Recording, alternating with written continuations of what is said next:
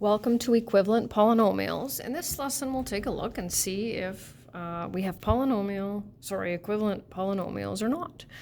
So we know that they're equivalent if they can be represented by the exact same algebra tiles. Same shape, same color, same everything. So in the first example, probably just barely fits, right? Let's see, what are we looking at here? Well, we've got 2x squared minus x plus 2. And in this next one, we have negative 2x squared plus x minus 2. So we can look at the algebra tiles, or we can look at our polynomials and see, do we have the exact same colors and shapes? Well, no, we don't, right? So no, they are not. And then we'll move over to this one. So if they're given to you, sometimes it helps to write it out, right? So we've got 1x squared minus 2x plus 3 and x squared minus 2x plus 3. So are we dealing with the exact same set of algebra tiles in both? Yes, we are. Okay, just going to zoom in a little bit on that one just so we can see them all. Okay, so there's 4 sets of algebra tiles. Which of the following groups of algebra tiles are equivalent?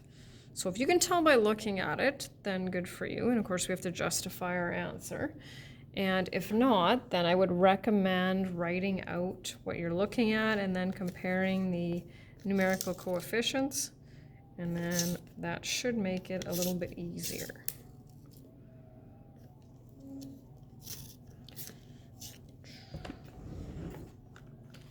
All right, so let's start with this one. We've got negative x squared plus 2x minus 3 and x squared minus x plus 4, x squared minus 2x plus 4.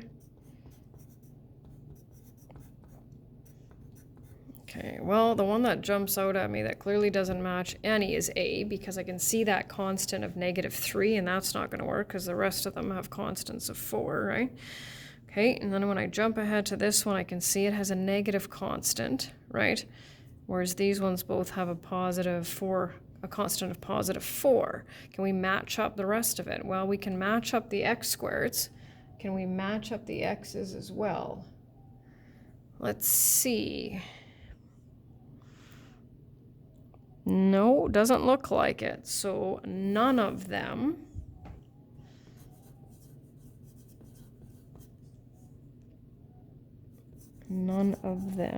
are equivalent because each set of algebra tiles is different.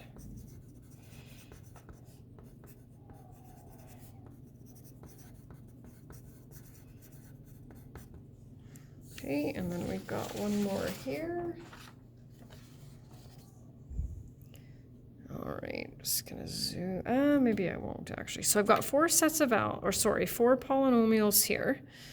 All right, so there's 2 of them there, and then there's 2 of them, and what I would recommend is pausing the video and taking a look and just seeing if you can find which ones are equivalent. So remember, it doesn't really matter that we have different variables here, so we can interchange the x, the m, y, n, whatever variable we choose. So that's good with that one.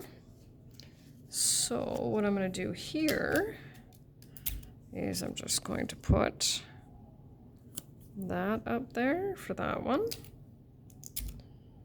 And that there for this one. Okay, so do they look the same? I can see we have 3xm squareds, but now our x's and our constants look different. So I can already see A and B aren't the same. Let's move over to C and D and see what we have here. So we've got this one. Okay, and for the last one we have, let's see if I can get that go on. Well, I can see the first 3 have 3x squareds in them. This last one has a negative 3n squared, so I know that one's not going to match up. let's see, can we match up A and C? And you can reorganize them. We're going to talk about that a little bit later here.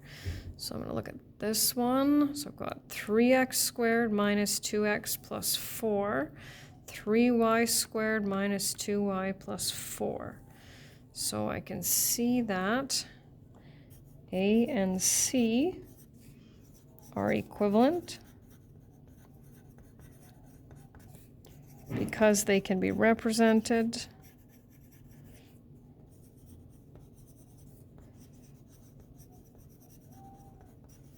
by the same algebra tiles.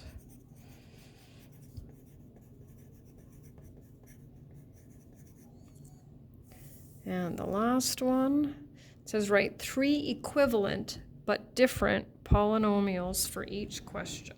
So there's actually, I'm going to get a fourth one in here, fourth option for you, if you wish. So it says 3 equivalent but different. So first thing we're going to do is, and one of our options is to rearrange the terms. So put the terms in a different order. So we'll go 5 minus 3n plus n squared. So that's option number 1. The next thing we can do is change the variable.